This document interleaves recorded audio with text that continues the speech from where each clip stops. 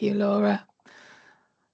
Good afternoon, everyone, and welcome to the webinar today. So just a little bit more in terms of my background. As Laura's highlighted, I am the Senior Commercial Training Specialist. That means I'm responsible for our training content and our trainers.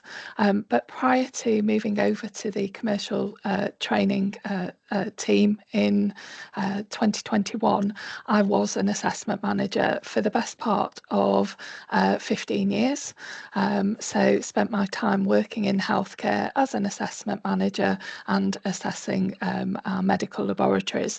So I've got a lot of experience of the role, and that's why I'm here today and I'm going to be speaking to you. So during this webinar today, we're going to look at the mechanisms for application, how the assessment managers involved in that process, how they're involved in the contract review and proposing the assessment approach, what they do in terms of identifying your assessment team and who that team is made up of, what happens in order to design your assessment programme and make your assessment plan, then the assessment process itself before we look at how they close out those improvement actions and the decision-making process. If you have got any questions, please drop them into the Q&A and Laura will bring those to the fore when we get to the end of the presentation. So by way of background, we're just going to highlight that accreditation covers, as you're probably aware, a wide and diverse range of technical sectors. And the delivery of accreditation services by UKAS is managed through a variety of different sections within the business. You can see these highlighted on screen, and they include the Agri-Food, Life Sciences and Asbestos, or AFLA for short. We've got the Engineering, Construction and Physics section, which is called ECAP and tends to include assessment against the requirements of ISO 17025 and ISO 17020 for inspection bodies. We've also then got the corporate certification and verification section, which manages a lot of our certification standard assessment activity. And then we've got our development of new areas of accreditation that's covered through development and scheme integrity. The healthcare section includes the assessment of medical laboratories to ISO 15189, imaging services and the physiological services to the IQIP standard. It also includes assessment of medical physics and clinical engineering to BS 70000 as well. So each of these sections has a head of section, a section head, who manages the programmes of accreditation for their areas. And within each of those sections, we then have teams of assessment managers and senior assessment managers, all of whom have expert understanding of their technical area and the industries that they serve. So we're going to start with your new application. So for any customers that are brand new to this process, you're going to submit an application form. Now that application process has just changed. We've digitalised that process and that now goes through the customer portal. But a new applicant, once they are in our system, is appointed an assessment manager. That's the person who's going to manage their accreditation journey. Your assessment manager is your main point of contact at UKAS. And at that stage, your assessment manager should reach out to you to discuss how you're going to move forwards, how you're going to progress your application. As part of that conversation, they're going to try and understand a little bit about how your business functions within your market area and what sort of resources you've got available. The discussion that they're going to have with you is going to be at a high level, and they're going to talk to you about the accreditation standards that you're seeking accreditation to.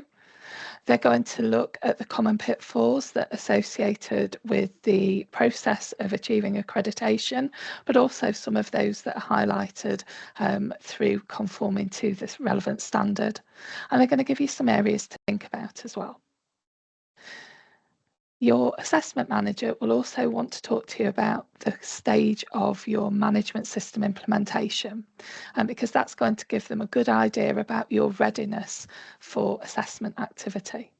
And they'll try and give you a general steer on the likely timescales for assessment and any associated costs.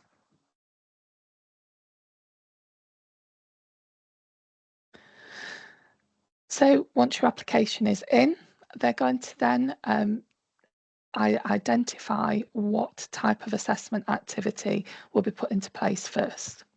Now, for all of our applicants, we strongly recommend a pre-assessment activity. That activity will be conducted either by your assessment manager or a lead assessor and a relevant technical person. That pre-assessment is that ability to have a discussion about your state of readiness for your initial assessment activity. Once your initial assessment activity is planned, that is the point at which we will then start to look at your assessment team, and I'll come on to that in a moment. But your initial assessment is the first point at which you're assessed in entirety for conformity against the requirements for which you're seeking accreditation. That assessment activity will include a lead assessor, technical assessors, and relevant personnel to be able to enable the assessment manager to make a recommendation to a decision maker on your application. Once accreditation is granted, you then move on to surveillance assessment activities. And finally, there's a reassessment at the end of the cycle. If there's anything else that you want to add to your scope that wasn't included at your initial assessment, we also have a process for extension to scopes. Again, your assessment manager is your first point of call for all of these activities. They will be the people that will define that assessment approach that we undertake. For initial assessments and reassessments, that activity will most likely all be on site. For remote, for surveillance activities, there may well be some remote aspects included, and that's also the same for extensions to scope. Remote activity can be split into remote full assessment of the scope of your service, but also for extensions to scope, we can have activities called desktop evaluations.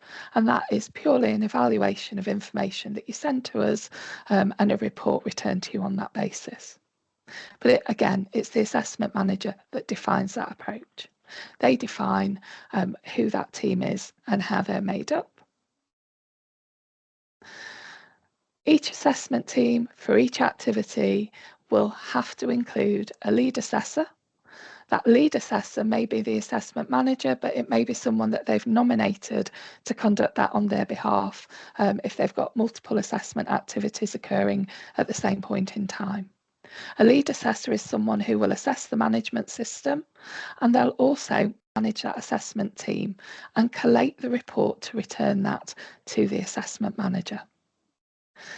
The team will include technical assessors. Our technical assessors are chosen to conduct assessment based on their technical competence, aligned with the scope of your accreditation.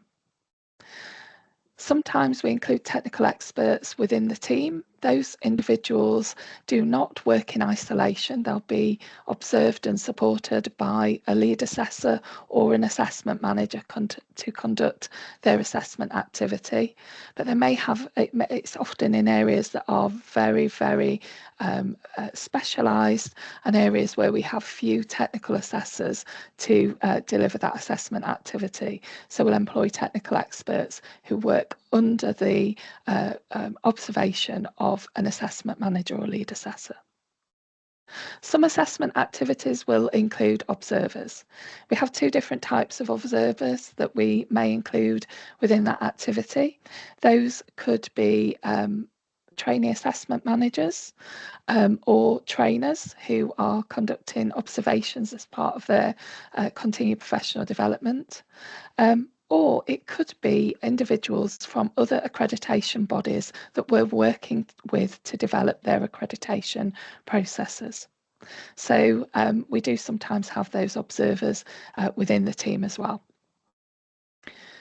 As part of the process, I've alluded to the fact that we consider the technical competence criteria, but we also look at all of the members of the team to determine if there are any potential conflicts of interest.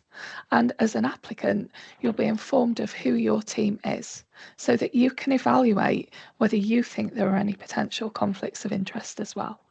And that conversation can be had with your assessment manager.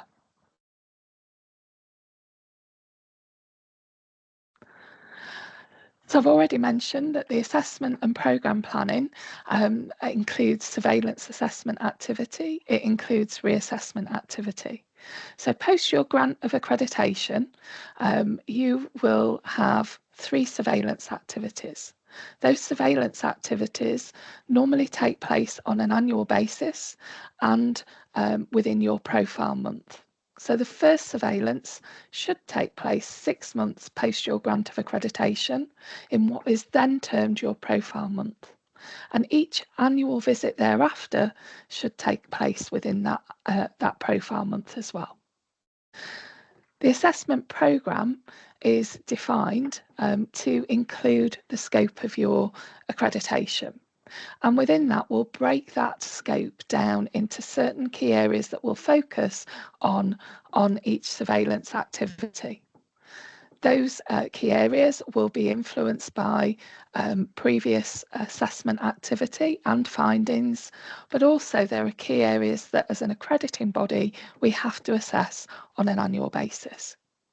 So that's how we break up the scope of the service over that time frame. At the end of that 4-year cycle of activity, we conduct a reassessment. So that is that we'll cover the entirety of the standard and ensure that we've covered the scope of your activity within that 4-year period. We have to take account of other activities that you could undertake. So, for example, if you conduct internal calibrations, we'll make sure that we've got someone on the team that can assess those. If you participate in sector-specific schemes, again, we'll make sure that those sector-specific schemes are assessed. And some of those also have their own assessment requirements that may require other parties to be brought into the assessment teams. If you've got additional functions such as subsampling, again, we'll ensure that that is built in to that 4-year assessment programme.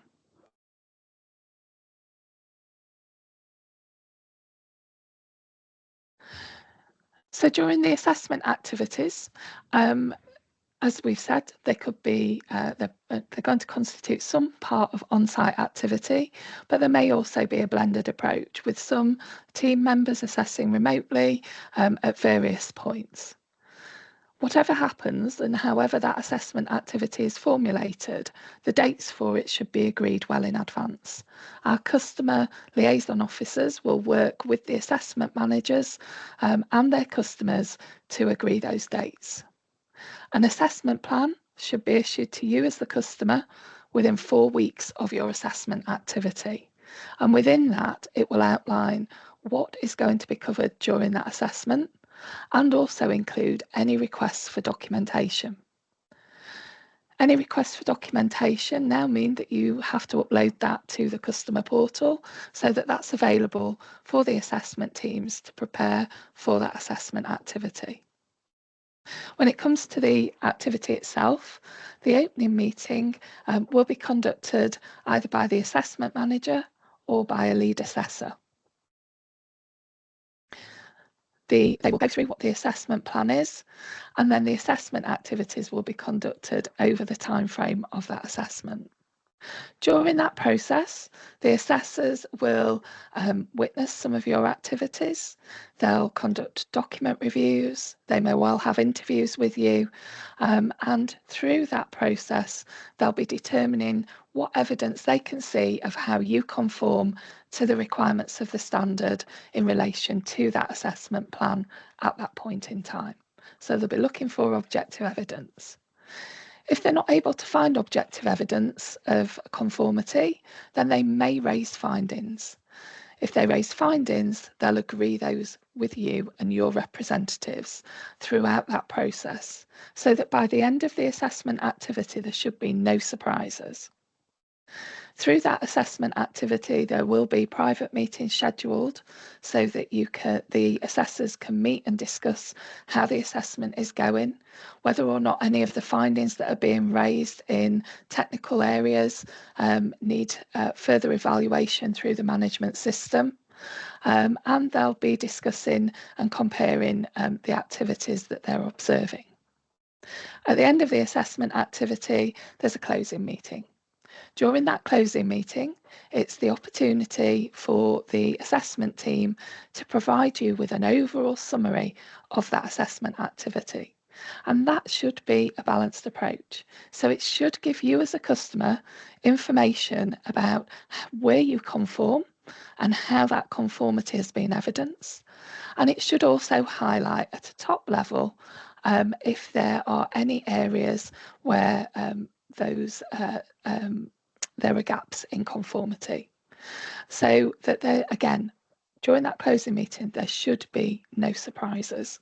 And at the end of that, the lead assessor or the assessment manager, if it's a surveillance activity, will give you a decision, and that will be whether they think that accreditation can be maintained.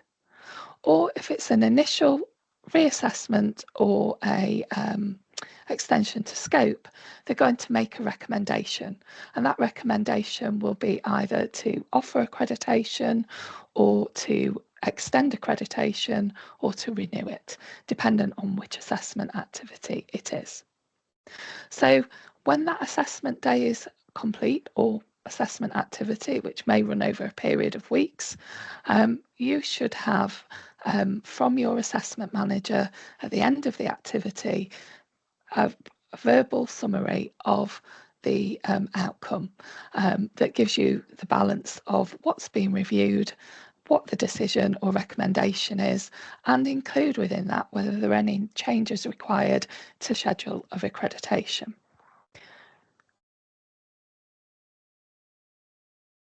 If improvement actions are identified and documented, then at surveillance and reassessment, applicants are usually given 1 month to close.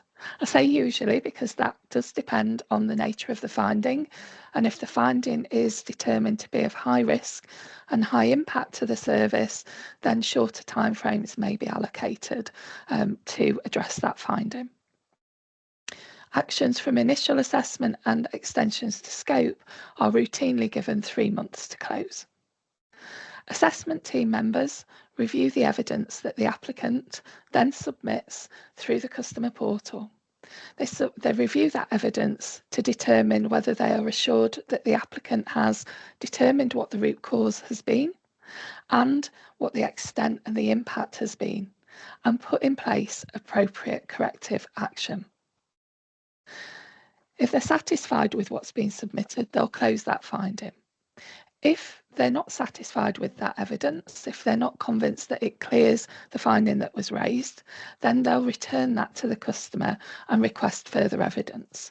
So they'll engage in a conversation then with you as the customer in order to address any findings that are left unresolved.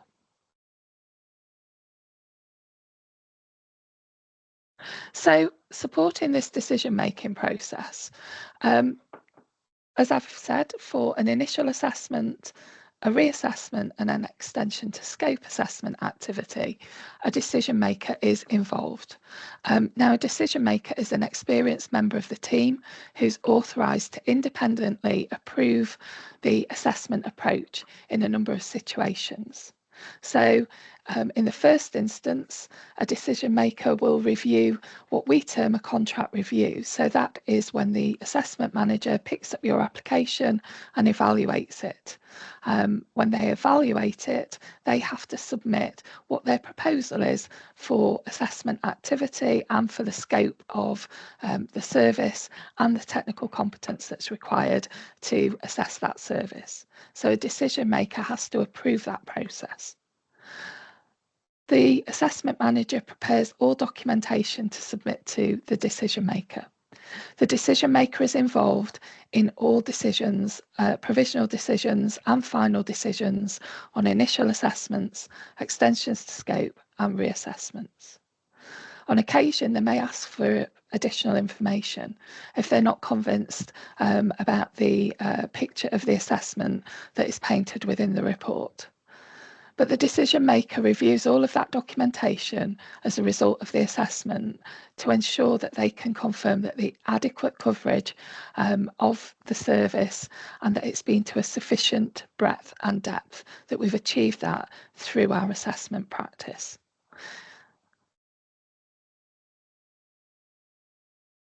So what can you expect from your assessment manager? Essentially, your assessment manager is your first point of contact with UKAS. If you have any questions, any queries, if you're considering changing the scope of your service, if you are having a new information management system implemented, if you've got any challenges that are facing you in delivering the service that you're accredited for, they're your first point of contact. That is the first person to reach out to. Now, I know as an assessment manager, our assessment managers are often out on the road conducting assessment activity and have limited office time available.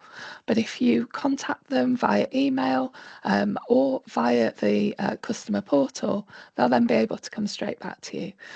We all pick our emails up when we're out on the road, so it's likely that they'll be able to provide you with a response, or at least let you know when they'll be able to respond to you.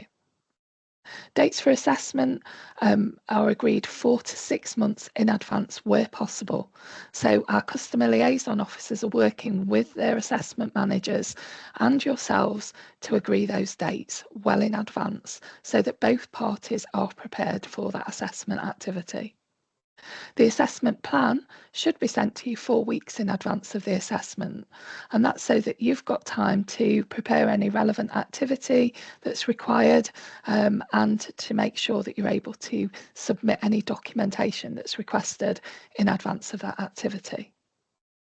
Post your visit, you should get that final report within 5 working days of that final assessment.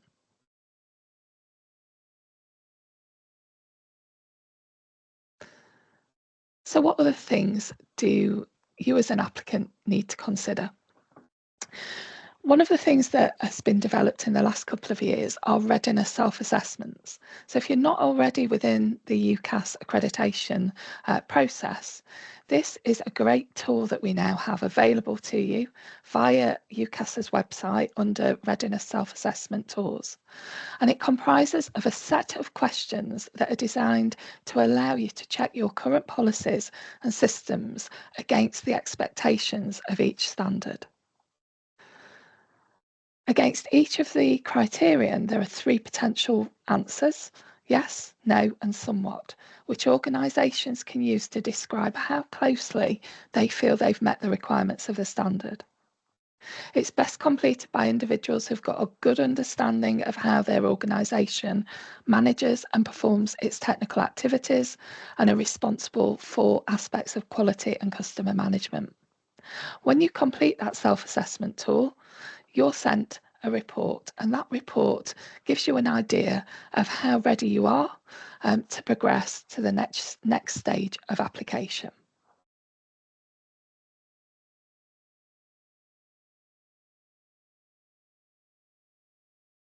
To help you in your journey, you should identify any relevant supporting UKAS publications which will be required to gain accreditation. Again, if you visit the UKAS website and go to our publications page, you can find these gathered by relevant services. So for laboratory services, for certification services, inspection services. You should also be able to locate international publications relevant to your area of accreditation through the EA, IAF and ILAC websites.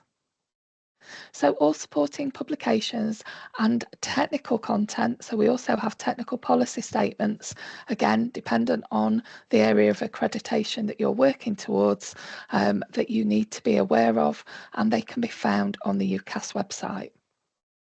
We have a great opportunity for you to sign up to receive monthly updates on the website, and that means that you're kept aware of any changes in those publications. It also includes valuable information on standards that might be out for consultation or that may have been withdrawn. So I do recommend that you sign up to that when you're visiting the UKAS website if you haven't already done so.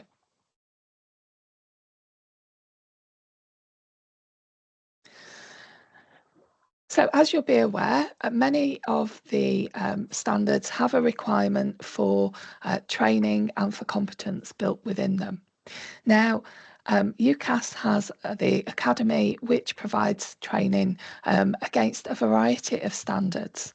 So whilst participating in UKAS training isn't a mandatory requirement of gaining accreditation, we do have a lot of useful content that can be support in demystifying some of the more complex areas of the standard, or providing tools and techniques to fill in gaps and ensure your systems and processes are developed in line with the requirements for accreditation. Our trainers are experts within their field. Many have been previous assessment managers, and you also get that opportunity to benefit from their experience as well as understanding more about the standards themselves. The Academy itself specialises in public training delivery in a live environment. We provide learners with the opportunity to meet face-to-face with peers from related industries who've identified similar challenges. It's a great opportunity to network with peers and to learn from them. Our trainers, as I've said, are drawn from UKAS's own in-house experts, and our subject matter experts are the individuals that write the material and work with the Academy to put that into place. They facilitate group discussions and provide lively interactive learning experiences. But if travelling to a course is an issue, or if you've got members of your organisation that are widely spread across the UK or internationally, we also have virtual options to provide the same training but without that need to travel. The virtual training is designed to simulate the traditional learning experience, bringing you and your peers together in a virtual classroom. Again, this is led by live trainers, and all our learners can collaborate with each other and the tutors, express opinions and ask questions in real time. If neither of those options work, or if your organisation has a number of members of staff that they want to attend training, we have the option to deliver on-site courses for your organisation. It's often the most convenient and cost-effective solution if you've got several staff to train, and those can be delivered face-to-face or virtually, and UKAS works with you then to agree suitable dates that are convenient for all participants. As well as these more traditional courses, we also have a portfolio of e-learning. Our online courses are ideal if you're looking for a deeper understanding of some of the more complex topics surrounding accreditation. And you'll find our training courses at ukas.com and by searching for training.